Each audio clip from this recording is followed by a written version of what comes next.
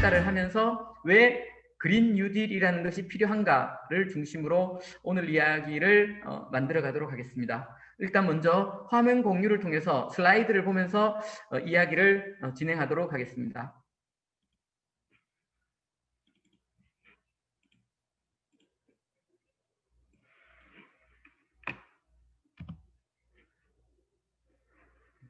화면 보이는가요?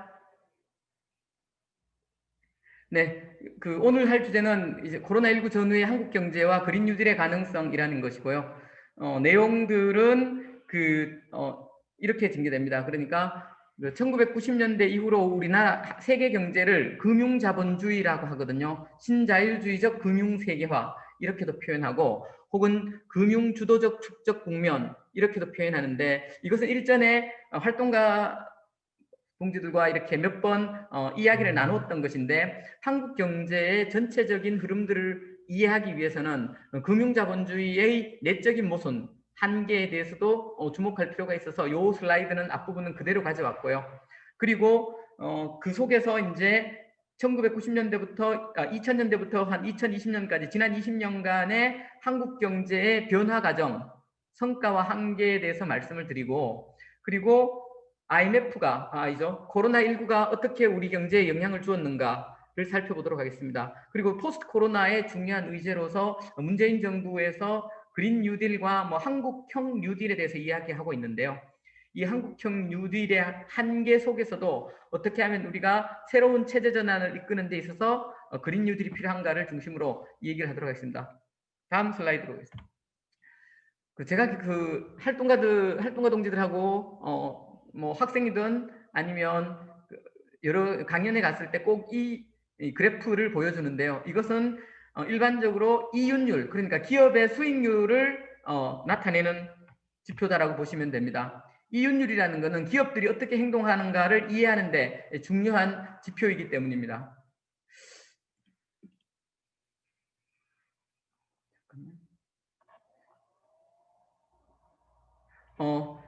그림을 보시면 커서 따라가시면 이 붉은 선이 뭐냐면 금융 부분을 제외한 이윤율이고 파란 선이 금융 부분을 포함한 이윤율인데 우리가 흔히들 신자유주의 하면 대처와 레이건을 중심으로 해서 자본주의적 개혁을 이끈 걸 신자유주의의 출발이라고 하는데 이 시점이 바로 그 시점입니다. 자본주의의 경제적인 위기가 이윤율을 대폭 하락시켰던 시점이 바로 이 1982년도 시점인데요. 그 이후에 경제의 중심이 산업에서 금융으로 넘어갑니다. 그러니까 영국이나 지금 미국 심지어 여러 유럽 국가들도 그렇고 일본도 경제에 있어서 중요한 역할을 하는 게 금융이고요. 한국도 그건 마찬가지인데요. 그림에서 보시면 금융의 수익률이 보면 금융을 포함한 부분의 수익률이 금융을 포함하지 않는 부분의 수익률보다 더 높아집니다. 이 시대를 무슨 시대라고 하냐면 금융이 주도하는 축적하는 시대다. 금융 축적 시대 혹은 금융화된 세계화 시대라고 할 수 있는데요. 2009년을 기점으로 보시면 금융을 포함한 수익률은 실물 경제보다 수익률이 오히려 떨어지는 것을 볼 수 있습니다. 이걸 흔히들 신자유주의적 금융세계화가 위기로 궁극적인 위기로 도달했다라고 이제 일반적으로 얘기할 때 보여주는 그림이다라는 거죠. 그래서 기업의 수익률이 훨씬 더 이제 금융 부분보다는 오히려 금융 부분 자체가 약화됐다라는 겁니다. 이 그림을 보시면 신자유주의 금융세계가 어떻게 나타났는가를 볼 수 있는데요. 1980년대부터 2009년도까지 이 성장 속도를 보시면 금융 부분의 수익은 거의 쫙 올라가는 것을 우리가 볼 수 있습니다. 이렇게 수익이 금융화되어지면 기업들은 산업이라든가 서비스업에 투자하지 않고 오히려 자산 투자, 그러니까 채권이라든가 주식에 투자하는 흐름으로 전개되어지는데요. 그 과정 자체가 이렇게 영국에서의 수익성을 보면서 우리가 볼 수 있습니다. 그 다음 패러그래프에 보면 그런데 이 금융 부분의 수익성이 어떻게 나타나고 있는가 보면 80년대의 수익성은 어느 정도 80년대를 61년도를 0으로 했을 때 100으로 했을 때죠. 수익률이 어떻게 떨어지고 있는가를 볼 수 있는데 2007년도부터 2010년도의 시점에 이르면 금융 부분의 수익률이 파이낸스 부분의 수익률이 계속 하락하고 있다는 걸 볼 수 있습니다. 이 말은 무슨 말이냐면 수익이 전체적으로 증가는 하는데 신규 투자에 대한 수익률 부분에서 하락을 하고 있다는 거죠. 이 프로펠러가 돌아가고 엔진이 텅텅텅텅 소리가 나기 때문에 그렇죠. 진짜 만약에 일반론 하겠습니다. 실질 이자율 그 금융 부분의 수익이 왜 떨어지는가를 보면 실질 이자율이 잘 보여주는데요.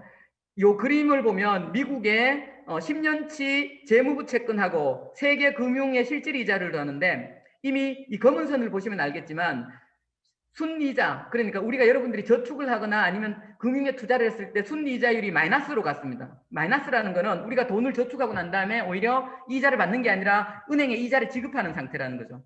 그리고 가장 이자율이 높은 그 미국의 재무부 채권도 수익률이 1% 미만이다라고 볼 수 있습니다. 그래서 여러분도 최근에 와서 이제 저축이라는 것들을 굉장히 하지 않게 되고 주식에 투자하는데 그 이유가 수익률이 그만큼 낮아졌기 때문이다라고 볼 수 있습니다. 그런데 이 그림을 보면 더 재밌는데요. 2009년도까지 금융 부분에서의 어떤 리버리지, 즉 금융이 성장하는 것은 자기 돈으로 투자하는 게 아니라 돈을 빌려서 투자하는 거거든요.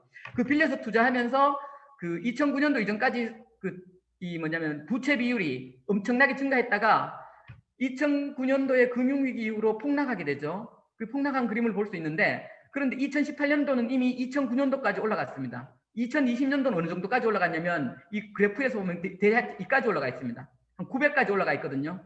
최근에 우리나라도 그렇고 전 세계적으로 그렇고 코로나19에 대한 경기 부양으로서 엄청나게 돈을 풀고 있으면서 부채 비율이 이만큼 더 올라가고 있는 겁니다. 그만큼 그러면 이제 실물은 붕괴되고 있는데 부채 비율은 올라가니까 이걸 흔히들 뭐라고 하냐면 그 버블이라고 하죠. 한국 경제도 굉장히 거품이 끼어 있고요. 세계 경제도 마찬가지로 매우 심각한 수준의 버블 경제가 지금 진행되고 있습니다. 그래서 심지어 최근에 우리나라 은행 한국은행에서 각 개별 은행들에게 가계 대출을 제한하는 조치를 내렸는데요. 단기적으로. 그리고 가계 부채하고 기업 부채를 합치면 대략 GDP 대비 한 200%까지 올라가 있습니다. 그만큼 부채 비율이 우리도 굉장히 빠르게 증가하고 있는데 경제가 좋아지지 않은 상태에서 이렇게 부채 비율이 올라가고 있다고 보시면 됩니다. 요거는 생산과 세계무역의 추이인데요. 세계무역이 감소하는 것만큼 이게 빨간 선이 세계무역이고 이게 파란 선이 생산 부분인데 세계무역이 감소하는 것과 거의 정확한 비율로 생산도 같이 감소하고 있습니다. 그만큼 2019년도에 세계 경제가 안 좋았는데 세계 경제는 안 좋고 금융에는 굉장히 버블이 끼어 있는 상황에서 코로나가 왔다 이렇게 이해하시면 될 것 같습니다.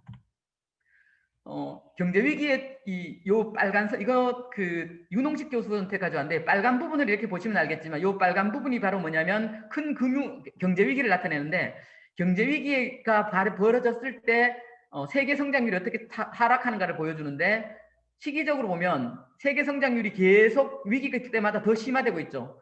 옛날에 1973년도부터 경로를 보면 지금의 경제 위기는 여기까지 와 있습니다. 그 말은 다른 말로 하면 세계 경제가 저성장으로 들어가면서 경제 위기구는 더 심화되고 있는 구조가 되는 거죠. 계속 그 심화되는 수준이 악화되고 있다라고 볼 수 있습니다.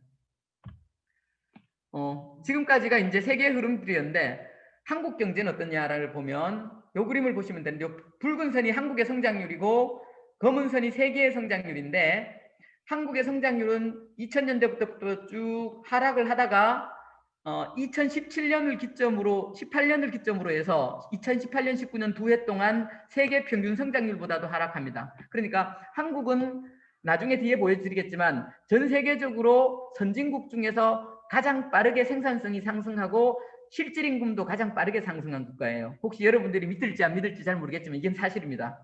그리고 기술 진보도 많이 이루어졌지만 우리 경제는 이미 2018년도부터도 이제 세계 경제 성장률부터 하락했었고요. 그런 상태로 이 2012년부터 대략 2%대, 3%대에서 이제 거의 수렴되고 있고 대충 2%가 우리의 어떤 잠재 성장률이다라고 보시면 될 것 같습니다. 요거는 2020년은 코로나19를 반영한 그림이다라고 보시면 됩니다. 이게 또 하나의 중요한 지표가 수익성이 하락하고 있는 또 하나의 지표가 이 자본 생산성이라는 건데요. 자본 생산성이라는 건 이런 겁니다. 기업이 1원을 투자했을 때 얼마만큼의 수익이 나는가, 이윤이 나는가를 자본 생산성이라고 하는데요. 그림에서 보면 대기업 2005년도부터 2008년도까지 기업들의 자본 생산성이 꾸준히 하락합니다. 그러다가 이제 2018년도 2011년도부터는 조금 적게 하락하는데 2011년도부터 2015년까지는 왜 자본 생산성이 하락이 덜하게 되냐면 노동자들의 실질 임금이 상승이 멈추기 때문에 자본 생산성 하락이 좀 떨어지는데 어쨌든 전체적으로 보면은 하락하고 있다는 걸 볼 수 있습니다. 이거는 제조업뿐만 아니라 비제조업도 자본 생산성이 하락하고 자본 생산성이 하락하게 되면 아까 말씀드렸듯이 기업이 1원당 투자에서 나오는 수익이 점차 감소하고 있다, 체감하고 있다 이렇게 이해하시면 될 것 같습니다. 한국 경제가 저성장 국면에 들어갔다라는 걸 이제 보여주는 건데요. 요 위에서부터 요부터 보면 한국 경제가 저성장 국면으로 들어간 걸 말하는데 그러나 지금부터 보여줄 거는 이 2000년부터 2015년까지의 한국 경제의 성과에 대해서도 보여드리도록 하겠습니다. 요 그림은 2005년도부터 2018년도까지의 그 기술 진보율, 그러니까 노동 생산성 상승률을 보여주고 있는데요. 여기에서 보시면 가장 높은 노동 생산성 상승률이 보여주고 있는 데가 에스토니아하고 슬로바키아, 소위 공산권에서 넘어온 국가들이고 공산권, 동구권에서 넘어온 국가를 제외하고는 한국의 기술 진보율이 압도적으로 높습니다. 다른 국가들에 비해서. 서유럽 국가들이 평균적으로 한 20% 내에서 왔다 갔다 하는데 그 한국은 대략 50에 가까운 건데요. 이 값은 2005년도부터 2018년도까지의 노동 생산성 상승률의 합계를 나타내는 거거든요. 이 그림에서 보시듯이 이 동구권 몇몇 국가를 제외하고는 서유럽 자본주의 국가들과 한국을 비교했을 때 한국이 가장 높은 국가다라는 걸 볼 수 있습니다. 요거는 그 기술 진보를 나타낼 때 하나를 대표적인 게 노동 생산성이고 다른 하나가 총요소 생산성이거든요. 그리고 총요소 생산성은 경제학에서 기술의 대용 변수다. 즉 기술의 증가나 기술의 쇠퇴를 나타낼 때 이 지표를 사용하는데 마찬가지로 2001년에서 2011년 동안에 총요소 생산성 상승률을 보면 여기 한국이 가장 색은 2007년도까지이고 그다음 보라색은 2007년부터 2011년도까지인데 누적적으로 보더라도 다른 국가들에 비해서 한국의 총요소 생산성 상승률이 가장 높다는 것을 그림을 통해서 확인할 수 있을 것입니다. 여기 뭐 그 연구 노조이기 때문에 이 그림도 많이 나오는 건데요. 이겁니다. 하나는 그 가로는 GDP 대비 연구개발 투자 비율. 한국은 보면 OECD 국가들 전체하고 주요 국가들 뭐 차이나라든가 중국이라든가 이스라엘이라든가 이 주요 국가들 중에서 그 연구개발 집중도가 대략 한 4.3% 정도 나오는데 GDP 대비 연구개발 집중도가 4.3% 나오는 나라는 이스라엘하고 한국이 거의 유일합니다. 그런데 이스라엘의 이 동그라미의 크기는 절대액을 나타내는데요. 이스라엘보다는 한국이 훨씬 더 우리가 크다라는 걸 알 수 있죠.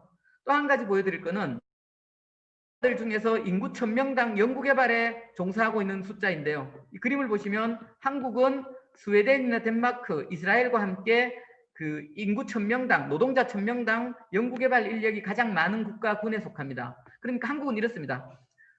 성과가 그렇게 많이 나진 않지만 연구개발 투자도 경제 대국들 중에서 가장 GDP 대비로 가장 많이 하는 국가다라고 볼 수 있습니다. 뭐 이렇게 말씀드리면 우리 그 연구 노동자들이 그런가 이렇게 생각하실지 모르지만 우리보다 훨씬 더 다른 국가들이 적게 투자합니다. 왜 그러냐면 연구개발 투자는 투자의 위험성이 굉장히 크거든요.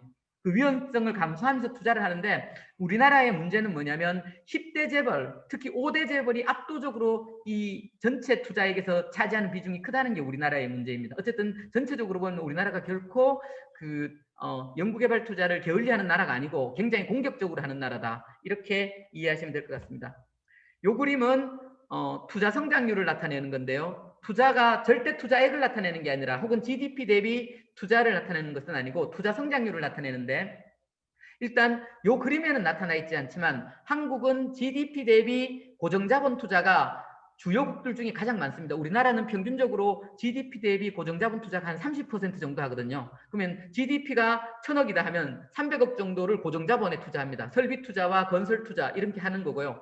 투자 성장률에 있어서도 한국이 보시면 이 주요국들인데 요 2002년 그다음에 뭐 2007년, 2010년 그리고 2017년 거의 가장 많은 투자를 나타내는 시점이고요. 그 사이에 뭐 2005년이나 2012년 같은 경우 그 투자율이 낮아지는 경우도 있지만 대개 한국의 투자율은 다른 국가들에 비해서 많이 투자한다라고 볼 수 있습니다. 여러분 투자율을 경제학에서는 어떻게 이해하냐면 기업들의 공격적인 성향, 그러니까 기업들이 투자를 하지 않는 나라는 기업들이 파업을 한다 이렇게 보시면 되고요. 투자를 한다라는 것은 기업들이 어쨌든 간에 세계 시장에서의 경쟁력을 높이기 위해서 뭐 노력을 한다라고 볼 수 있습니다. 이건 노동자들에게 착취를 증가시키는 측면도 있긴 하지만 이 두 가지가 같이 결합되어 있거든요. 그건 나중에 설명드리고요. 어쨌든 한 국가의 경제가 성장하려면 고정자본에 대한 투자가 이루어져야 되고 고정자본의 투자의 측면에서 봤을 때 한국이 결코 적게 투자하는 나라는 아니다. 이렇게 이해하시면 될 것 같습니다. 요거는 그 환율과 물가를 기준으로 환율과 물가를 기준으로 한 실질임금의 변화를 나타내는 건데요. 이 빨간 선이 한국의 그 실질임금 상승의 추세를 나타내는 겁니다. 그림에서 보시면 2000년부터 2019년 동안 실질임금 상승에서 한국은 이 OECD, 여기 제가 가져온 데는 8개 국가밖에 안 가져왔지만 OECD 국가들 중에서 실질임금 상승률이 가장 높은 국가군에 속한다는 걸 알 수 있습니다. 처음 출발할 때 2000년대는 일본이나 스페인이나 이탈리아와 우리가 격차가 매우 컸었는데 이미 일본이나 스페인이나 이탈리아보다 한국의 노동자들이 평균적으로 재화나 서비스를 더 많이 소비합니다. 그러니까 실질임금이 더 높다라는 거죠. 영국과의 격차를 보면 대략 지금 한 5천 달러 정도의 차이가 나는데 곧 제가 보니까 향후 5년 사이에 이것도 거의 우리가 따라가지 않을까 정도로 우리나라의 실질임금 상승이 높습니다. 이 말은 이렇게 보시면 될 것 같습니다. 2000년부터 2018년, 19년까지 한국은 노동 생산성 상승률도 가장 높은 국가군에 속하고 OECD 국가들 중에서 그 다음에 실질임금 상승률도 가장 높은 국가군에 속합니다. 그러니까 기업들도 엄청나게 경쟁력을 높이기 위해서 투자를 했고 노동자들은 생산성 상승만큼 투쟁을 통해서 실질임금을 받아왔다는 거죠. 대략 실질임금 상승이 정체되는 국면이 2007년도부터 2011년, 13년도까지 노무현 정부 말기부터 박근혜 정부까지는 이 실질임금 상승률이 정체되는데 2014년 박근혜 정부 말기부터 다시 쫙 올라가기 시작해서 그 추세가 유지되고 있는 걸 우리가 볼 수 있습니다. 즉 이명박 정부 때 많이 임금이 정체했었고요. 그 이후부터 계속 오르고 있다는 것을 볼 수 있습니다. 여기까지가 이제 2019년도까지의 성과였다고 한다면 어쨌든 아까 앞에서 그림에서 봤듯이 2012년도 이후에 우리나라의 선도기업 제조업, 그러니까 제조업의 성장률은 정체 국면으로 진입했고 서비스업과 제조업 중에서 무엇이 더 중요하냐? 둘 다 중요하긴 하지만 전체적으로 세계 시장에서의 경쟁력을 높이는 제조업의 경쟁력이 국가 전체의 그 고용과 부에 있어서 굉장히 중요하다는 것들은 꼭 말씀드리고 싶습니다. 예컨대 독일이라든가 스위스와 같은 나라들이 굉장히 안정된 이유는 그게 바로 제조업 경쟁력을 갖추고 있기 때문인데 한국도 경제 성장을 이끄는 거의 주력이 거의 제조업이다라고 볼 수 있고요. 미국 같은 경우는 전반 전통적인 제조업은 붕괴되었지만 첨단 제조업에 있어서 예컨대 ICT라든가 제약이라든가 항공 그다음 군수산업과 같은 그 첨단 산업 부분에서 미국이 압도적인 경쟁력을 갖추고 있기 때문에 미국이 뭐 철강이나 자동차 산업이 붕괴되어도 전 세계적으로 경제에서 역동성을 갖고 있는 것입니다. 그리고 반면에 이제 일본이나 유럽은 제조업 부분에 상당 부분이 무너진 측면들이 있습니다. 그런 점들에서 우리가 아까 유럽의 상당 부분을 따라갔던 이유 자체가 그런 제조업 경쟁력이었는데 제가 여기서 드리고 싶은 말씀은 한국 경제 자체도 이제 제조업 성장률은 이 그림에서 보듯이 굉장히 하락한 상태로 유지되고 있다. 2012년부터 그렇게 이해하시면 될 것 같습니다. 그러다 보니까 결국 아까 우리가 그래도 투자를 많이 하는 국가다라고 했는데 투자율의 흐름들을 보면 검은 선이 대기업이고 초록선이 이제 소기업이고 빨간선이 중기업인데 대략 2010년도 이전에는 15%의 투자율을 유지하던 대기업들이 2011년도부터는 10%대 그리고 2015년을 기점으로 해서 투자율이 대폭 하락해서 5% 내대로 감소했다는 걸 볼 수 있습니다. 그러니까 한국의 투자율이 굉장히 기업들이 적극적인 투자를 하고 있음에도 불구하고 경제위기 이후에 2015년 이후에는 거의 투자율이 굉장히 하락했고요. 반면에 오른쪽 그림 보면 해외 직접 투자를 볼 수 있는데요. 요 검은 선은 총액을 나타내는 것이고 요거 이제 유럽 그다음에 북미 아시아의 투자인데 2015년도를 보면 왼쪽 그래프에서는 2015년도부터 투자율이 감소하는 걸 나타내는데 오른쪽 그래프의 해외 직접 투자를 보면 유럽이든 미국이든 아시아든 코로나가 오기 전 2019년도까지 2015년도부터 투자가 급증한다는 걸 볼 수 있습니다. 결국 한국 기업들이 투자율이 국내 투자율이 줄어들면서 해외 투자를 증가시키고 있다는 것이고요. 또 한 가지는 미국으로 투자는 금융 투자이고 아시아로의 투자는 주로 실물 투자다라고 볼 수 있습니다. 어쨌든 투자율이 국내에서의 투자율은 많이 하락하고 있다라는 거고 이것이 제조업에서의 일자리가 감소하는 결정적인 요인이다. 이렇게 이해하시면 될 것 같습니다. 여기까지가 한국 경제의 추세인데 큰 흐름은 이렇습니다.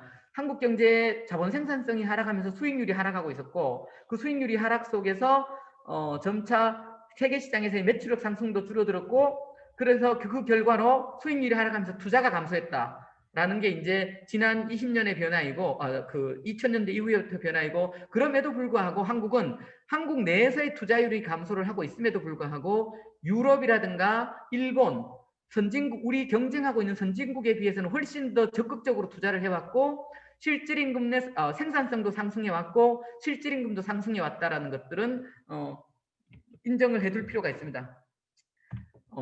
이게 이제 그 상황에서 IMF가 왔고요. IMF가 오면서 이 소위 요 성장률이 굉장히 크게 변하고 있는 걸 보여주고 있습니다. 요 그림은 이렇게 이해하시면 될 것 같습니다.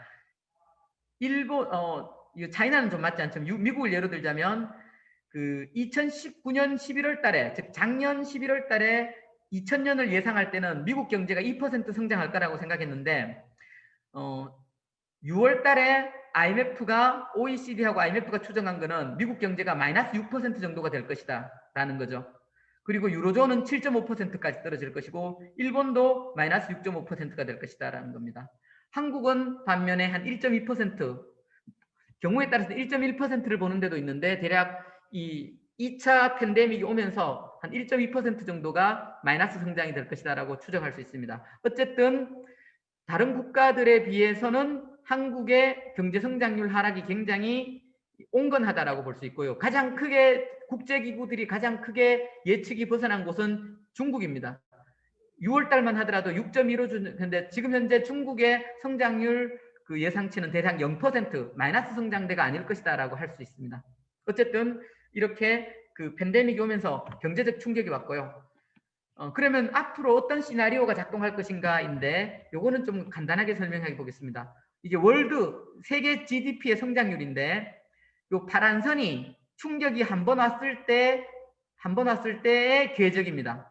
그러니까 2019년도로 갔을 때 충격이 3% 세계 경제가 마이너스 3%까지 떨어지면 2019년도 수준으로 돌아가기 위해서 4년 정도가 이상 걸린다라는 얘기입니다. 이 말 자체가. 그런데 그림에서 보면 요 노란 선은 빨간 선은 2차 충격입니다. 요게 이제 1차 충격이고 2차 충격인데 2차 충격이 온다면 충격의 범위는 이렇게 진행될 것이다 라는 게 이 추정이었는데 아시겠지만 지금 2차 충격이 진행되고 있는 거죠. 이게 6월 달에 추정했을 때인데 만약에 12월 달에 2차 팬데믹이 온다면 세계 경제는 이렇게 떨어져서 이렇게 움직여 갈 것이다 라는 게 이 그림이 전체적으로 보여주는 것입니다. 또 한 가지 말씀드리고 싶은 거는 여기서 이때만 하더라도 그 백신이 언제 보급될 거냐고 예상했냐면 백신이 내년 8월 달이나 9월 달에 보급될 거라고 예상하고 있었습니다. 그래서 백신 보급이 앞당겨지기 때문에 요 충격만큼은 아니고 요거보다는 조금 더 올라가는 그래서 2021년부터 대략 지금 그림에서 한 마이너스 2%까지 2024년도 되면 1차 충격이 왔을 때의 계정만큼 백신 보급의 효과로 인해서 개선될 거라는 것이 지금 현재 추정입니다. 요거는 그 추정이 반영이 안 된 거고요. 어쨌든 우리가 지금 2차 충격에 와 있는 거고요. 그 중에서 이게 이제 이머징 마켓은 신흥시장, 새로 신흥경제공업들이고 요거는 어드밴스드 이코노미, 그러니까 선진국의 경제다라고 보시면 됩니다. 어쨌든 그 2차 팬데믹이 왔을 때 백신이 효과 때문에 대략 충격은 크지만 1차 궤적을 따라갈 것이다라는 게 지금의 예상이다라고 이해하시면 될 것 같습니다. 고용 형태별고 그다음에 기업 유형별로 이 코로나 팬데믹이 미친 효과인데요.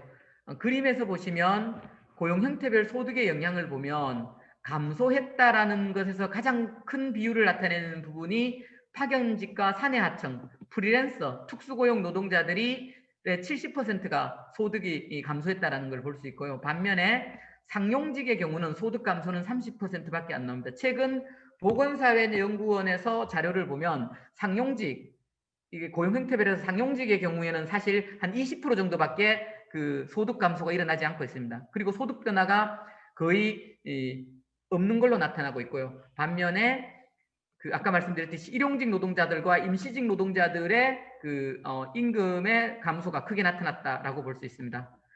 마찬가지로 요거는 이제 고용 기간별인데 뭐 기간별에 당연히 행정부처에서 변동이 없는 부분이 제일 많습니다. 공무원들이 가장 안정된 게 소득 변화가 없다라는 것이고요. 그리고 대기업들입니다. 반면에 이제 감소한 부분에서는 가장 많은 게 마찬가지로 영세업자들이나 중견기업들 그리고 중소기업들이 큰 영향을 받고 있음을 볼 수 있습니다. 어쨌든 이 팬데믹은 이 격차를 굉장히 크게 하는데 영향을 주고 있고요. 그래서 최근에 나오는 그 뭐냐면은 정부의 2차 지원금과 3차 지원금은 상용직이라든가 정규직한테는 지급을 하지 않고 불안정 고용 노동자들과 소상인들에게 지급하는 이유가 소상인들이나 프리랜서 노동자들, 파견 용역직 노동자들이 가장 크게 타격을 받고 있기 때문에 그들을 지원한다고 볼 수 있습니다. 그러면 한국은 어느 정도까지 지원했느냐라고 볼 수 있는데요. 전체적으로 보면 그 정부의 예산이 투입된 것이 대략 다 합치면은 175조쯤 되는데 그 중에서 대출로 지원된 게 한 30조쯤 됩니다. 그러니까 이 정부가 재정을 통해서 지원한 금액은 대략 한 25조에서 죄송합니다. 한 25조 정도가 되고요. 정부가. 반면에 나머지 한 150조는 뭐로 지원한 거냐면 그 은행 대출, 그 다음에 기업 대출, 신용 보증의 형태로 지원한 겁니다. 그래서 어떻게 되냐면 그 경기가 지원을 받았는데 가계 부채와 기업 부채는 엄청나게 증가한 그런 상태가 되고 있습니다.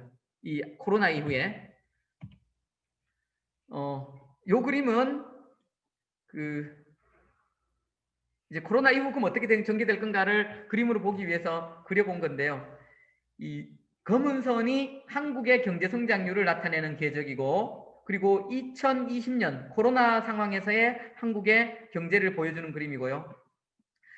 나머지 국가들 여기서 뭐 네덜란드, 스페인, 유나이티드 킹덤, 미국 뭐 이런 국가들의 성장률 추이를 보여주고 있는데 그림에서 딱 보듯이 한국의 충격이 다른 모든 국가들의 충격보다 가장 적다는 것을 우리가 알 수 있는 거고 그렇기 때문에 내년의 경제 성장률은 한국은 정상궤도로 바로 진입하는 겁니다. 2.9% 정도로 진입하는데 이거는 기저효과가 작용하기 때문에 그런 거예요. 대략 그래서 쭉 유지되는 2.4%, 5%, 6%도 유지되는데 스페인 같은 경우는 거의 뭐 13% 정도 마이너스 성장을 하기 때문에 그 기저효과로 인해서 워낙 망했기 때문에 올라가는 것들이 높을 것뿐이고 다른 국가들에서 보듯이 그 2020년을 지나면서 성장률이 다시 쭉 하락하고 있는 걸 볼 수 있습니다.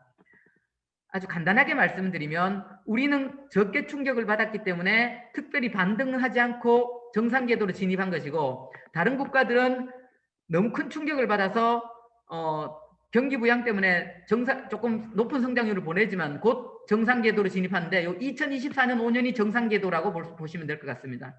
그러면 이 그림에서 보듯이 대략 2025년 정도가 뭐냐면 한국이 다른 국가들에 비해서 성장률은 여전히 높다는 것을 우리가 볼 수 있을 것입니다. 이제 경기 부양 그럼 어떻게 경기 부양은 어느 정도 했는가를 보는 건데요. 이 경기 부양을 GDP 대비 그러니까 국내 총생산 대비 정부가 얼마만큼 경기 부양을 위해서 정부 재정 지출을 했는가를 나타내는 건데 그림에서 보듯이 이 자료가 확인된 OECD 국가만 갖고 우리가 보면 한국은 핀란드 다음으로 경기 부양 투자액이 적습니다. 재정에서 차지하는. 최근에 3차 그 재정 긴급 지원금에 대한 논의가 이미 3조 원 지원하기로 되어 있는데 다른 국가들 중에서 큰 피해를 국가들은 대략 한 10%의 재정 GDP 대비 10%의 재정 투자를 했고요. 그리고 대략 그렇지 않은 나라도 한 5% 정도 투자를 했는데 여기는 두 가지 이유가 있습니다. 다른 국가들에 비해서 한국이 경제적인 피해가 제일 작았기 때문에 아까 그림에서 봤듯이 경제적인 피해가 제일 작았기 때문에 재정 투자를 적게 한 측면도 있고 다르게 말하면 기재부 같은 경우는 경제 위기가 와도 이 적극적으로 일자리라든가 사회적 약자를 보호하기 위한 노력을 상대적으로 적게 한다 이런 측면도 있을 것 같습니다. 그걸 우리가 이 그림에서 볼 수 있는데요. 요거는 코로나19로 인해서 경기 부양을 위해서 재정 투자를 함으로써 얼만큼 재정 적자가 남느냐를 보는데 키프로스는 사실 이 OECD 국가가 아니거든요. 키프로스를 제외하면 재정 적자 비율이 가장 올해 한 해의 투자입니다. 올해 한 해 투자로 재정 적자 비율이 가장 작은 국가가 한국이라는 걸 볼 수 있습니다. 그만큼 우리나라가 재정을 보수적으로 운영하고 있다. 뭐 이렇게 얘기해도 틀리지 않고요. 또 다른 한편으로는 이런 측면도 있습니다.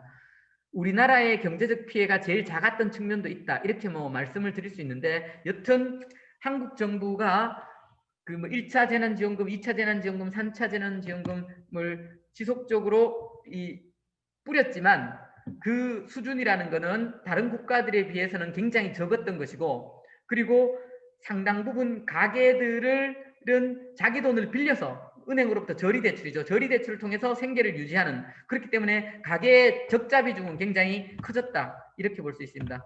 이 그림을 두 가지를 동시에 보여주고 있는데요. 위에 거는 누적 적자 규모.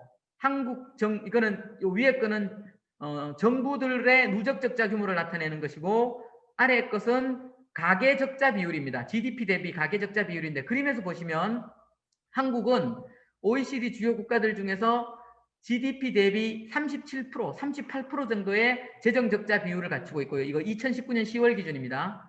반면에 일본을 보시면 237%를 갖고 있는 거죠. 그러니까 우리나라의 재정이 굉장히 양호하다라는 것들은 이것을 통해서 볼 수 있습니다. 또 한 가지는 그럼 가계는 어떻느냐?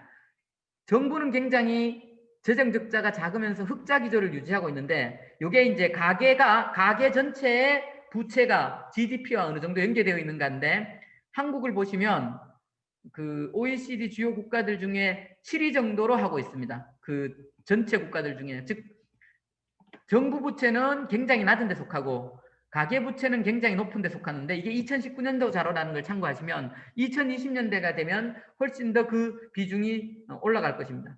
요 그림을 한번 보도록 하겠습니다. 뭐 이게 지금 12개 국가의 그 GDP 대비 재정적자 비율의 추세를 나타내는데요. 한국은 2004년도부터 한번 보겠습니다. 2004년도부터 2018년도까지 재정적자가 꾸준히 가계부채 비율이 꾸준히 증가하는 걸 볼 수 있습니다. 그런데 유럽의 같은 경우는 2009년도를 기점으로 해서 대부분의 국가들의 가계부채 비율이 오히려 감소하고 있는 걸 볼 수 있습니다. 미국도 보시면 쭉 가다가 이렇게 정체하고 있죠. 다른 국가들은 가계부채는 감소하는 반면에 한국은 가계부채가 계속 어떻게 되냐면 이렇게 증가 추세에 있습니다. 절대 기준으로 아까 봤듯이 OECD 중에 한 7위 정도가 되고요. 그렇게 가계부채가 꾸준히 증가하는 나라가 스위스하고 한국이 거의 유일하고 나머지 국가들은 가계부채가 2009년도부터 이후로 감소하는데 그 이유는 이렇습니다. 2009년도에 세계 금융위기가 왔을 때 가장 큰 충격을 받았던 유럽 국가들의 가계들은 돈을 빌려서 투자하는데 굉장히 주저하고 있습니다.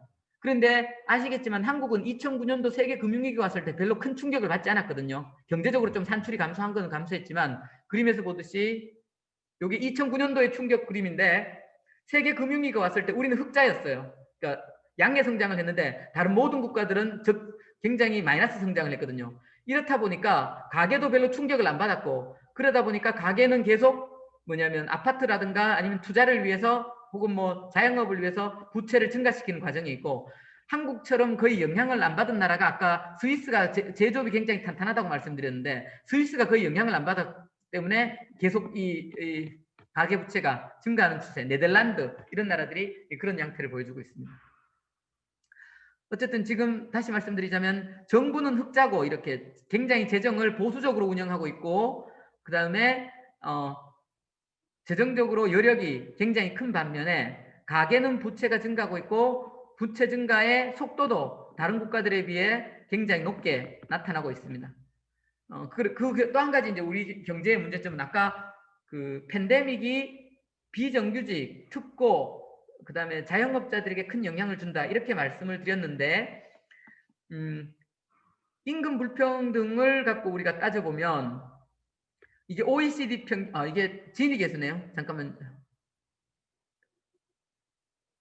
여기 임금 불평등입니다. 임금 불평등을 보시면 하위 20%와 상위 90%, 그러니까 하위 20%와 상위 90%를 기준으로 해서 그 임금 불평등조를 나타내는데 우리나라는 4.50, 그러니까 미국 다음으로 임금 불평등이 높은 국가입니다. 그러니까 상위 10%의 소득과 하위 10%의 소득은 거의 한 7배 정도가 되고요. 상위 20%와 하위 20%는 4.5배 정도 되는 격차를 갖고 있습니다. 평균적으로. OECD는 3배 정도죠. 굉장히 높은 수준이고요. 이 추세라면 계속 미국을 따라갈 가능성이 있습니다. 그런데 아까 우리가 정부의 재정 지출이 굉장히 작다는 것을 봤었는데요. 정부가 원래 시장에서 갖고 있는 이 임금 불평등을 수정하기 위한 재정적인 어떤 재분배도 굉장히 적게 하는 국가다라고 볼 수 있습니다. 다른 말로 하면 한국은 굉장히 빠르게 임금도 성장하고 굉장히 빠르게 생산성도 상승하는데 임금의 격차는 계속 확대되는 그런 방식으로 성장을 해왔다라는 거죠. 지금까지. 올해는 조금 줄어들었습니다. 올해는 이제 그 정부의 재분배 정책이 적극적으로 되면서 조금 줄어들었지만 어쨌든 임금 격차가 크고, 요거는 이제 앞에 거는 임금 격차라면 요건 지니 계수입니다. 계층 간 격차를 나타내는 건데 마찬가지로 한국은 지니 계수에서도 그 멕시코, 칠레 주로 보면 이제 우리보다 훨씬 더 저발전 국가죠. 터키 이런 나라들보다 이 지니 계수가 더 높게 나타나는 걸 볼 수 있습니다. 그래서 어쨌든 우리가 한편으로는 이제 세 가지를 정리해 보면 앞에서 투자율 하락으로 인해서 경제 성장률이 점차 감소하고 있다는 것, 그리고 이 가계 적자가 누적되고 있다는 것, 그리고 노동자 내부의 임금 격차가 확대되고 있다는 것, 이것이 지금 현재 우리 사회가 직면하고 있는 문제이고, 이번에 팬데믹은 고용구조라든가 소득에 미친 영향이 대부분 다 저소득 노동자들에게 크게 영향을 주는 구조이기 때문에 이 격차를 더 확대시켰을 가능성이 굉장히 크다, 이렇게 예측해 볼 수 있습니다. 결국 우리는 지금까지의 논의에서 그럼 앞으로의 과제를 간단하게 예측해 볼 수 있는 거죠. 한국 경제의 지속 가능한 성장이라는 것이 필요한 것이고, 또 한편으로는 노동자 내부의 임금 격차를 줄이는 것이고, 그리고 현재 가계부채가 엄청나게 빠르게 증가하고 있는데 이것을 통제해야 된다는 문제가 나오는 겁니다. 최근에 가계부채 증가의 핵심적인 내용은 뭐냐면 그 중산층들이 아시겠지만 영끌에서도 잘 나오듯이 그게 주택 구매를 위해서 주택 투기 때문에 이렇게 엄청나게 지금 다들 대출을 갖추고 있고요. 그리고 사실 이렇기 때문에 과거 미국에서 나타났던 서브프라임 모기지, 그러니까 주택 담보 대출로 인한 위기는 한국에서는 그것대로 일어날 가능성은 좀 적습니다. 왜 그러냐면 한국의 돈을 빌린 대부분의 가구들은 중산층들이에요. 그러니까 지불 능력이 있는 거죠. 미국에서 문제가 되었던 건 서브프라임, 그러니까 지불 능력이 없는 저신용자들에게 대출이 증가하면서 문제가 왔었는데, 한국은 중산층 노동자들이 그리고 돈을 빌려서 주택을 사고 있는데, 문제는 그렇게 돈을 빌려서 주택을 삼으로써 어떤 문제가 발생하냐면 가계가 소비 여력이 떨어지는 겁니다. 돈을 갚아야 되기 때문에. 그러면 총 수요에 굉장히 부정적인 영향을 주게 될 수 있고요. 이것이 내수 성장, 소비 성장을 제약할 수 있습니다. 그래서 그런 문제들이 현재 우리 경제가 직면하고 있는 문제다라고 볼 수 있습니다. 또 한 가지는 아까 말씀드렸듯이 노동자 내부의 격차를 어떻게 줄일 것인가 문제가 있는데, 이 부분에서는 여러 가지가 논의가 되고 있는데, 제 생각으로는 노동자들 소득 수준으로 세금을 좀 더 소득에 기초해서, 그게 노동소득이든 사업소득이든 소득에 기초해서 누진세를 증가시키고 복지를 확대시키는 것도 중요한 과제다라고 생각합니다. 사실 비정규직 노동자들을 정규직화 시킨다거나 중소기업이 대기업으로 성장하는 것이 현재 상태에서 그렇게 쉽지 않습니다. 이 상태에서 나타나는 임금 격차 문제는 어떻게 해소해야 되냐면, 많이 버는 사람들에게 세금을 더 걷어가서 그걸 갖고 복지를 확대시키는 그런 정책을 취해야 되지 않을까, 뭐 저는 그렇게 생각을 합니다. 이제 코로나 이후로 넘어가도록 하겠습니다. 여기까지가 이제 코로나로 인해서 우리 경제가 받을 어떤 영향에 대한 얘기고요. 한 5월달, 6월달부터 포스트 코로나와 관련된 그 논의들이 많이 있었는데 그 중에서 가장 중요하게 현 정부에서 제시하고 있는 게 그린 뉴딜입니다. 그리고 이제 뭐 디지털 뉴딜, 그린 뉴딜인데 그걸 일반적으로 한국형 뉴딜이라고 하는데요.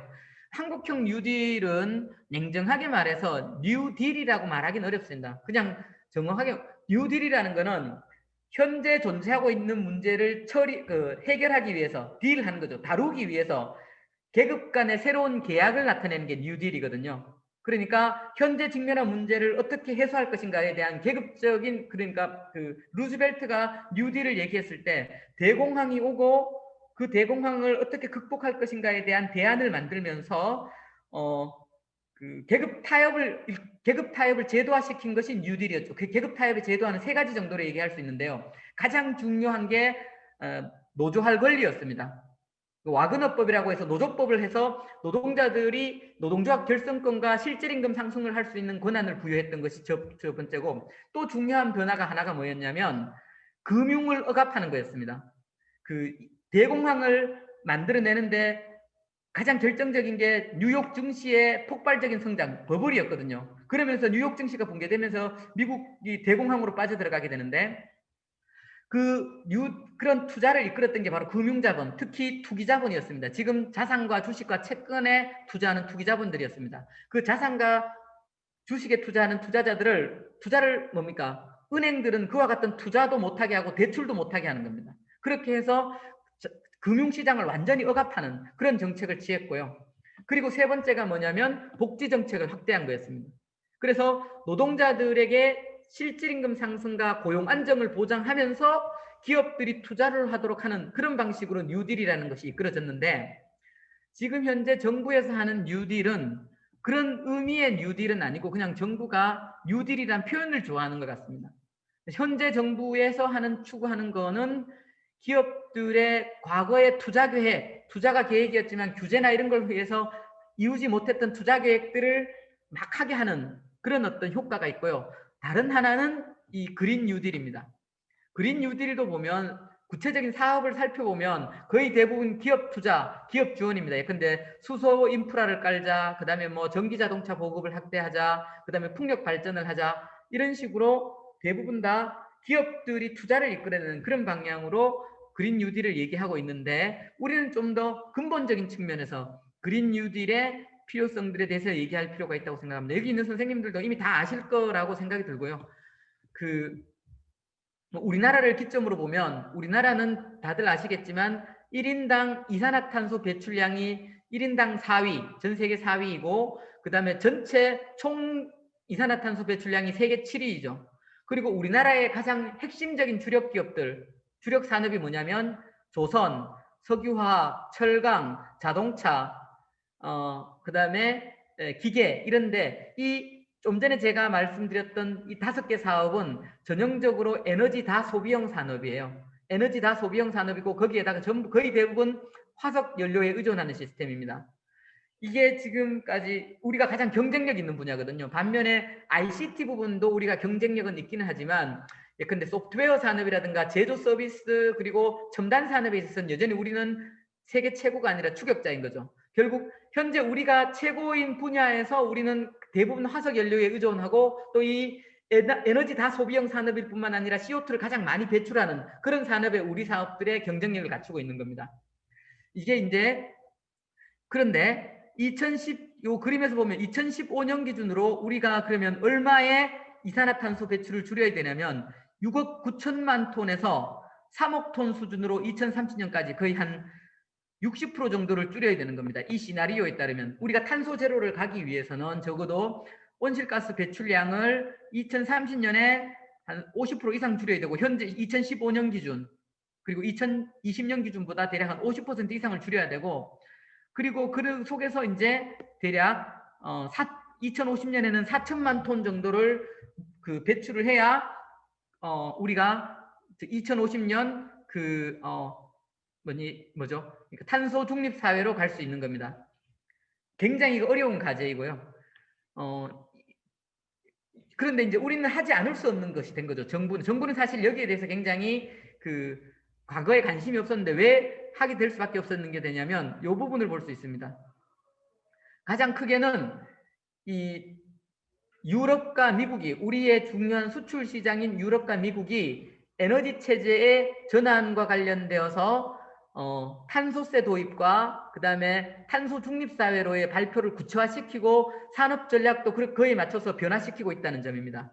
요거 이제 폰데어 라이엔인데 이분이 작년 11월 달에 유럽 위원회에 유럽 집행위원회 위원장이 됐죠. 그리고 난 다음에 제일 먼저 발표한 게 그린 딜이었습니다. 그러니까 탄소 중립을 위한 유럽의 계획을 발표하고 곧바로 뭐를 얘기했냐면 올해 초에 투자 계획을 발표합니다. 대략 1,000조 정도의 투자를 10년간 하겠다라는 거야. 1년에 100조씩 유럽연합이 1,000조를 투자하겠다라고 1,200조를 투자하겠다고 발표를 했고요. 그리고 올해 1월 달에 그렇게 발표하고 올해 4월 달에 뭐를 발표하냐면 유럽의 연합의 국가들도 그렇고 유럽연합에 물건을 판매하는 수출하는 국가들도 그렇고 그린 뉴딜에 따른 규제를 즉 재생에너지를 사용하지 않게 되면 거기에 따른 탄소세를 부과하겠다. 2023년도부터 적용됩니다. 이걸 발표를 했어요. 그리고 바이든도 마찬가지로 미국과 같은 경로를 가겠다. 바이든의 제1호 공약, 대통령 1호 공약이 파리 기후협약 재가입이었고 2호가 아니라 대통령이 되고 난 다음에 정부 에너지 장관을 재생에너지를 중심으로 둔 그런 정책을 하겠다라고 얘기하고 있습니다. 근데 한국은 어느 정도 수준이냐면 요 그림에서 보시면 한국의 재생에너지 발전 비율인데요. 그 중에서 신재생에너지라고 하는 거는 여기 2017년 기준 4%밖에 되지 않습니다. 신재생에너지는 뭐냐면 풍력과 그 다음에 태양광 등을 이루는 거고요. 8%까지 포함시키면 바이오, 그러니까 나무 이렇게 가져와서 이 바이오 가스로 갖고 이렇게 하는 것까지 해서 8%이고 실제로는 거의 재생에너지 비율이 4%밖에 안 되는데 지금 현재 유럽을 보시면 OECD 평균이 24%입니다. 재생에너지 비율이. 우리가 아까 말씀드렸듯이 8%라고 했는데 우리는 재생에너지 비율이 굉장히 다른 국가들에 비해서 낮다는 거죠. 그렇기 때문에 아까 말씀드렸듯이 우리는 석탄이 발전만 갖고 얘기하면 석탄이 한 65%의 발전을 하고 있고 가스가 한 17% 정도를 하고 있거든요. 그렇기 때문에 전형적으로 화석 연료에 의존하는 이 시스템을 그대로 유지하고 있다고 볼 수 있습니다. 요거는 이제 향후에 재생에너지 비중인데 보시면 이 바이오가스와 솔라 윈드 이 부분의 비중이 계속 2018년도 이후에 증가하고 있습니다. 그 이유는 이 그림을 보시면 알 수 있을 겁니다. 이 그림을 보시면 태양광 발전 비율이 요게 2010년도에 발전 비율이 킬로와트당 0.36달러였는데 비용이 2017년도는 킬로와트당 0.1달러가 됩니다. 그러니까 67%의 가격 하락이 있습니다. 킬로와트당. 그리고 요거는 태양열이고요. 해상풍력도 0.17에서 0.14로 감소하고 있습니다. 지금 현재 기준으로 미국의 기준입니다. 미국과 중국의 기준으로 보면 해상풍력과 태양광의 발전 단가가 석탄과 원자력의 발전 단가보다 더 싸집니다. 그래서 보시면 신규 발전 투자액을 보면 원전은 전 세계적으로 3.8%밖에 되지 않고 66%가 재생에너지 부분에 투자하고 있습니다. 미래가 거기 있기 때문에 그런 거거든요. 물론 한국은 그렇지 않습니다. 한국은 이 석탄 발전 부분을 여전히 4기를 더 짓겠다고 지금 하고 있거든요. 아직까지는 재생에너지에 대한 어떤 보급에 대한 계획이 구체적으로 공격적으로 나타나고 있지는 않습니다. 이 그림은 네이처 클라이밋 체인지라는 영국의 분석, 소위 말해서 이제 컨설턴트 기업이 추정한 건데요. 화석 연료로 인한 자초자산, 우리가 화석 연료에 계속 의존하게 된다면 앞으로 세계적인 환경 규제 때문에 사용하지 못하게 되는 자산, 그걸 좌초자산이라고 하는데 고정자산 중에서 쓸모없게 되는 자산 이렇게 이해하시면 됩니다. 그 비중에서 대한민국은 좌초자산이 가장 많은 국가로 나옵니다. 그러니까 우리가 지금 재생에너지에 의존하지 재생에너지 발전 비율을 높이지 않고 계속 단가가 싸다는 이유만으로 석탄 발전에 의존하고 있는데 재생에너지 발전 단가는 그 설비 투자를 할 때는 상대적으로 비싸지만 설비 투자가 되고 난 다음부터는 신규 투자 자체가 필요하지 않기 때문에 전체적인 발전 단가는 이미 미국에서 아까 말씀드렸듯이 그 석유나 석탄이나 원자력보다 더 싸거든요. 그러면 미국은 앞으로 재생에너지 투자를 계속하게 되는 거죠. 그 다음 단은 뭐냐면 그래서 자기 나라의 경제 시스템이 재생에너지의 발전 비율이 높아지면 높아질수록 다른 국가에 대해서 재생에너지를 사용하지 않고 즉 화석연료를 사용하고 생산된 물건에 대해서는 수출 규제를 하는 것이 지금 현재의 계획인 것입니다. 그럼 우리가 우리 물건을 팔아먹기 위해서라도 재생에너지를 갖고 공단을 돌려야 되고 기계를 돌려야 되는 상황이 된 거죠. 이게 우리한테 주어진 중요한 과제다라고 볼 수 있습니다. 그러니까 문재인 정부나 기재부에서 그린 뉴딜이니 환경 위기니 여기에 대해서 거의 관심을 갖지 않다가 갑자기 그린 뉴딜에 대한 얘기가 나오게 된 배경 자체가 바로 이와 같은 에너지 단가의 변화, 그 다음에 환경 기준의 강화가 우리 경제에 심각한 영향을 줄 것이다라는 것을 알고 있기 때문에 그것을 이제 입장 전환을 했다. 이렇게 보는 것이 정확할 것 같습니다. 그런데 2020년 이후에 나오는 것도 보면 아까 말씀드렸듯이 그린 뉴딜이라고 하면서 노동을 어떻게 강화시킬 것인가, 지역사회를 어떻게 강화시킬 것인가에 대한 그 예는 그렇게 많이 나오지는 않고 있습니다. 어쨌든 결국 우리가 그린 뉴딜의 의미가 뭐냐? 그린 뉴딜의 크게 뭐지 이게? 거기 죄송합니다. 거기 그린 뉴딜의 의미는 요 세 가지, 그러니까 이게 그러니까 정부에서 발표한 것이 아니라 그린 뉴딜이 진짜 아까 말씀드렸듯이 새로운 뉴딜이 되려면 세 가지를 해야 된다라는 거죠. 하나가 보니까 불평등 타파. 아까 우리 사회의 중요한 그 자체, 우리나라는 실질임금 상승이라든가 경제적 성과가 굉장히 좋았음에도 불구하고 불평등이 굉장히 심하고 노동자 내부의 격차가 심한 사회라고 아까 말씀드렸고요. 그 다음에 기후위기, 이거는 인류의 공통의 위기로 나타나는 거죠. 그리고 그렇기 위해서 이제 탈탄소로 가야 되는데 이 탈탄소에는 여러 가지 일자리 창출을 통해서 양질의 일자리입니다. 그래서 그린 뉴딜이라는 거는 성장을 하지 말자는 것이 아니라 새로운 형태의 성장 경로를 만들자라는 측면으로 보시면 될 것 같습니다. 아까 설명했던 것이고요. 한국은 그런 점에서 나름대로 장점이 있습니다. 이것만 제가 몇 가지만 말씀을 드리고 말씀드렸는데 아까 제가 우리나라 같은 경우가 제일 지금 1등하고 있는 게 조선산업인데요. 조선산업은 배를 만드는 것과 해양 플랜트 산업 크게 두 가지거든요. 그런데 그 앞으로의 발전 시설은 대부분 다 태양광은 땅이 한계가 많기 때문에 해상 풍력으로 갈 가능성이 많습니다. 재생에너지의 핵심적인 투자가. 그리고 이 재생에너지의 핵심적인 투자가 해상 풍력으로 가는데 해상 풍력은 뭐와 구조물이 똑같냐면 해양 플랜트와 구조물이 똑같습니다. 바다에 띄워서 이렇게 하는 거기 때문에 그 해양 플랜트 기술은 설계 능력은 노르웨이와 영국이 제일 뛰어나고요. 독일도 뛰어나고 제조 능력은 한국이 최고입니다.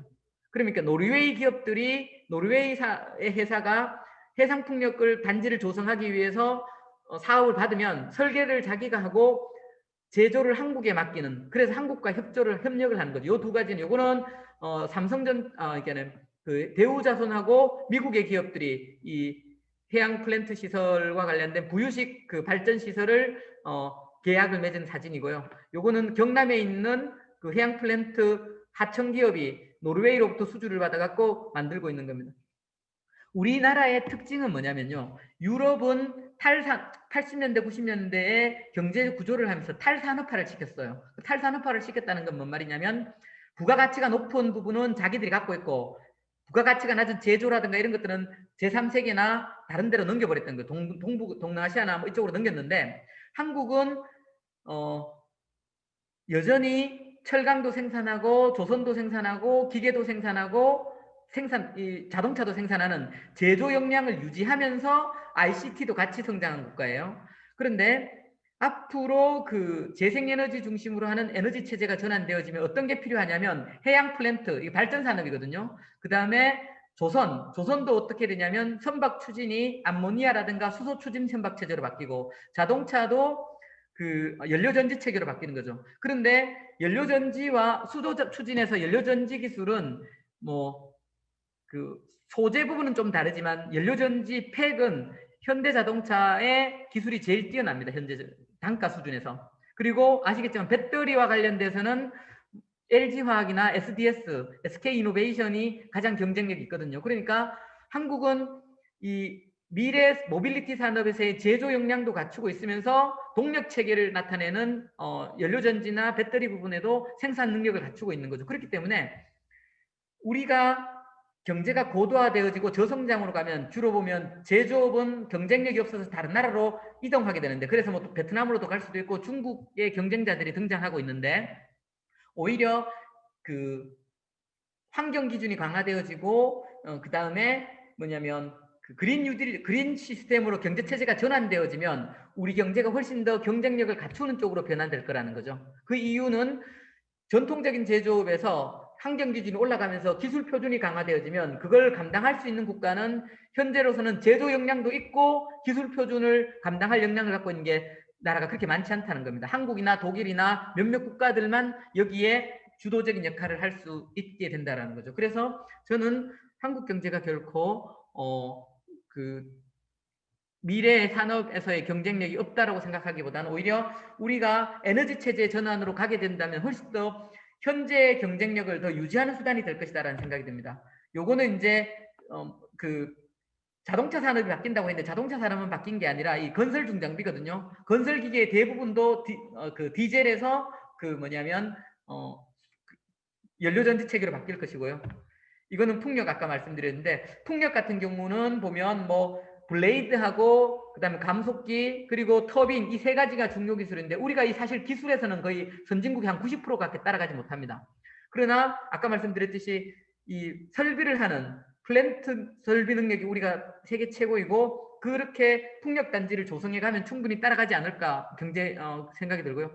가장 우리나라가 뒤떨어지는 부분이 이제 제조 서비스 부분인데 이 부분도 앞으로 일정한 수준의 투자를 하게 되면 그래서 정부가 적극적으로 그린 뉴딜과 관련된 투자에 임하고 그 속에서 한국이 제조와 설계를 동시에 하는 그러면서 제조 역량은 있고 설계 능력을 높이게 되면 충분히 이 재생에너지 중심 체제에서 한국 제조업은 탈산업화가 되는 것이 아니라 오히려 재산업화, 제조업의 르네상스를 다시 맞이할 수 있는 기회가 있지 않을까 이렇게 생각합니다. 어쨌든 그래서 이제 그러면 이제 우리가 재생에너지에 대한 투자 그리고 발전에 대한 투자 이런 그다음에 이제 건물 인프라에 대한 투자 이런 것들이 앞으로 이루어져야 하는데 이때 양질의 일자리를 통해서 그 현재의 그 노동 임금이 정체되고 있는 분야에서 좀 더 적극적인 일자리들이 만들어져서 새로운 성장의 모멘텀을 갖는다면 현재 우리가 직면하고 있는 불평등의 문제, 저성장의 문제도 일정한 수준에서 극복할 수 있지 않을까 그래 생각이 됩니다. 여기까지가 제가 준비한 내용입니다. 이 장시간 듣는데 고생 많으셨습니다. 강의는 이것으로 일단 마치도록 하겠습니다.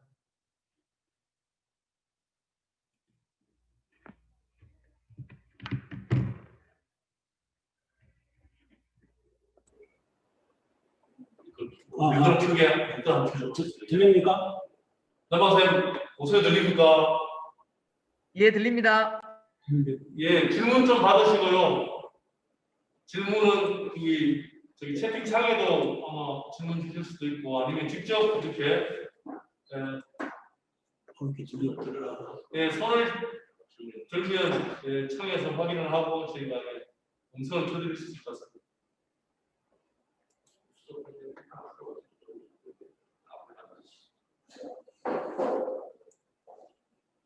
근데 컴퓨터 왜 이렇게 느리죠?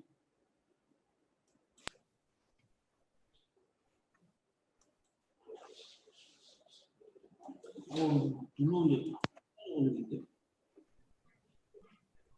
질문이 있다는 분이 아니라 좀 제가 간단한 건 하나 여쭤보겠습니다. 지난번에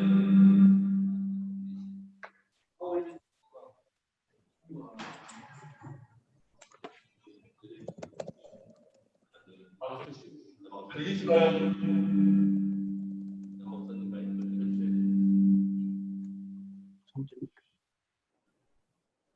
들립니다. 말씀하세요. 아, 예. 그냥 질문 안 하시는데 그 사이에 제가 짧게 하나만. 두 분이 동시에 켜고 있어갖고 소리가 울리게 나옵니다.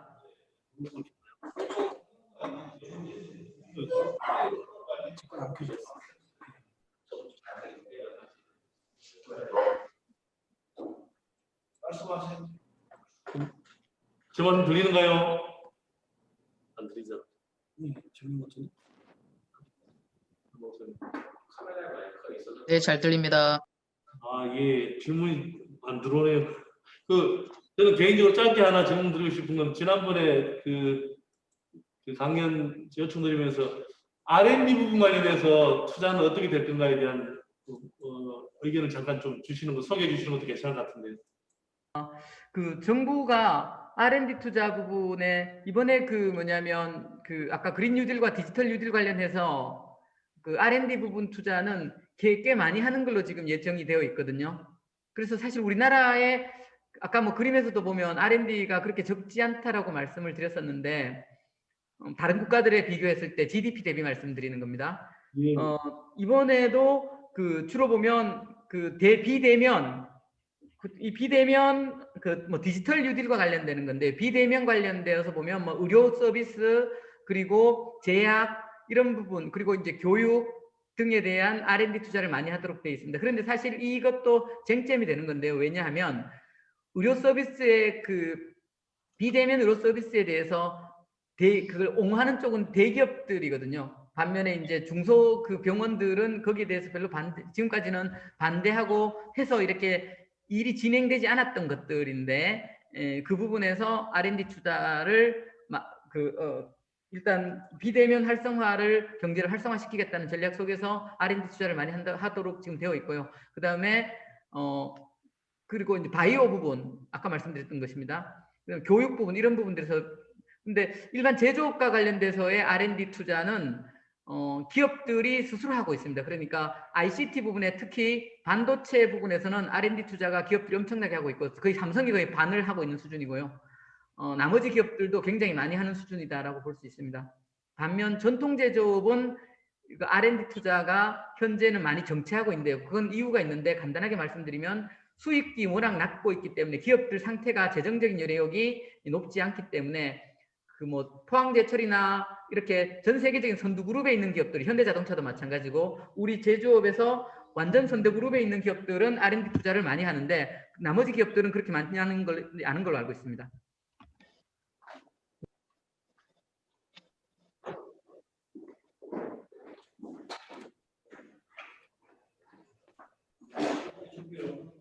예. 제 말씀 들리시나요? 소리가. 들립니다. 껐어도 그랬거든요. 자, 예, 잘 들립니다. 예, 지금 보니까 질문들이 잘 안 듣는 것 같아서 전체적인 강연은 제 생각에 이 정도로 하고 마무리를 하는 게 좋을 것 같다는 생각이 드는데요. 어떠신가요? 질문. 그 질문 꼭 해달라면서요.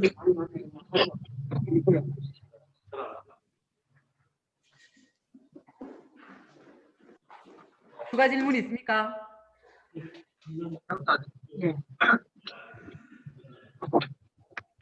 추가 질문이 없는 것 같습니다. 그러면 예, 박수.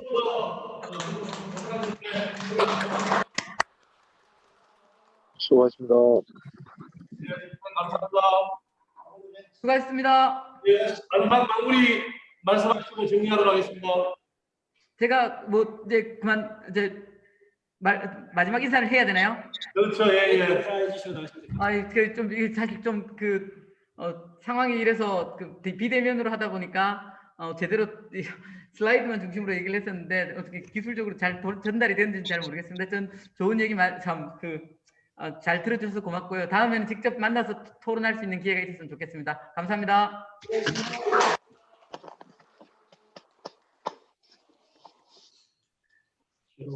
예, 예를 들어